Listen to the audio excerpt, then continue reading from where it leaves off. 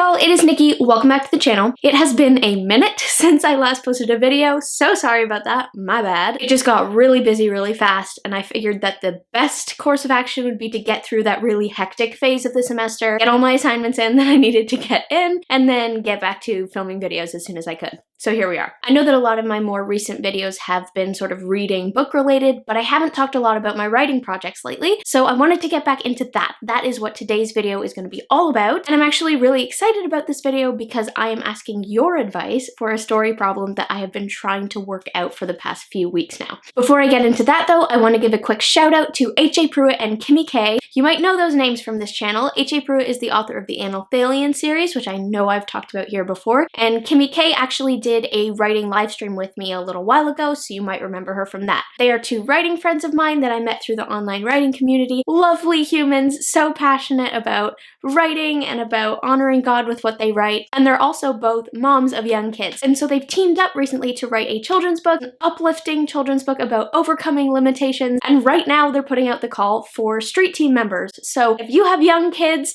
or if you know someone who has young kids, or if you're just passionate about putting more clean, uplifting books into the world for little children, I would highly recommend that you go to the link in the description and check out their street team. They put so much passion and love into their writing and into their families, and I'm so proud of them. So if you want to be part of the Tiny Sam street team, go check it out. All right, down to business. For background, a couple weeks ago, I was having a phone call with a writer friend of mine that I actually met through this channel, you know who you are, and we were talking about redemption arcs and how redeeming characters can be a way to kind of bring the element of truth into a story, even like a mainstream or general market story that's not necessarily explicitly Christian. And the more I thought about that, the more I had this one character on my mind, one of my villains. I started thinking, wait a minute, even though I had no plans to redeem this character before, should I redeem this character? And I don't mean that in the sense of like, as a Christian, am I obligated to redeem this character? Some people do not come to the light. That is a part of life. And so I definitely don't think that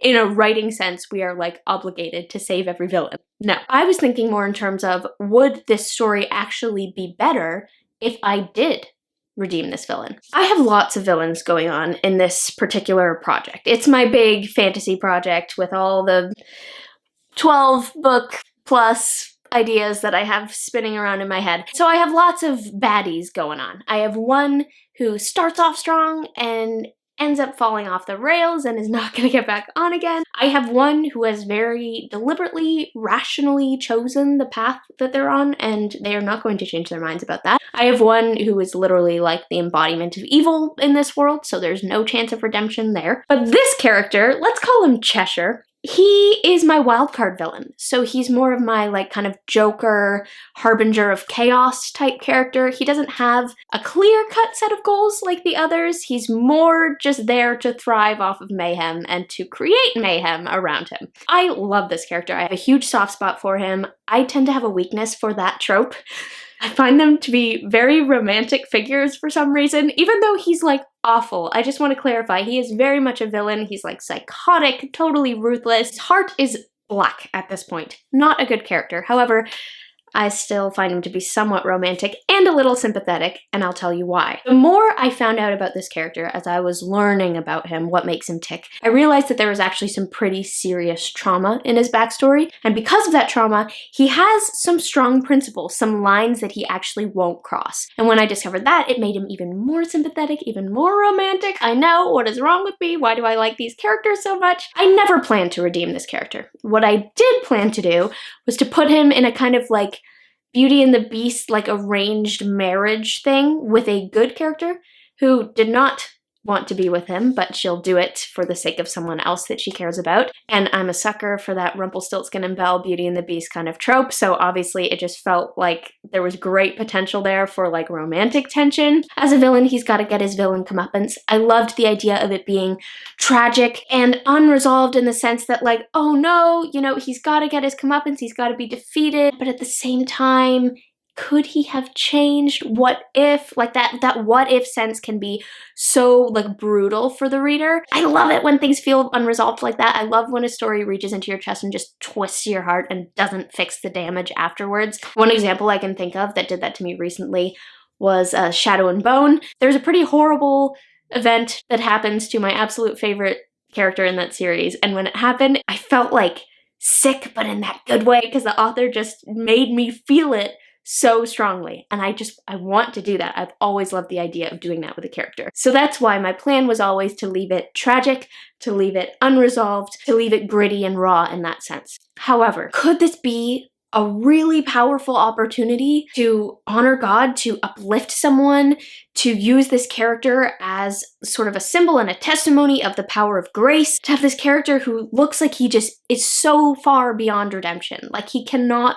be saved, he cannot be wiped clean from all the awful things he's done. But to save him, to show him being transformed, like, could that be exactly what someone needs to read? That has been really on my mind because I want to use him for good as much as I can, and I thought that that would be to use him as sort of a warning of what not to do, but maybe he'd be more powerful if I used him to show what could be. The transformation that is possible, that it's never too late. Like, I don't know. I just think there's potential on both sides. What I don't want is for things to be too neat and tidy, just for the sake of having everything wrap up nicely. I definitely want to avoid that. I also don't want to write something that's tragic and gritty just for the sake of being tragic and gritty. That's the dilemma. I think personally that there could be some sort of middle ground where you don't go full neat and tidy, everything wraps up with a bow and they all lived happily ever after, but you also don't just go for a totally meaningless and tragic end.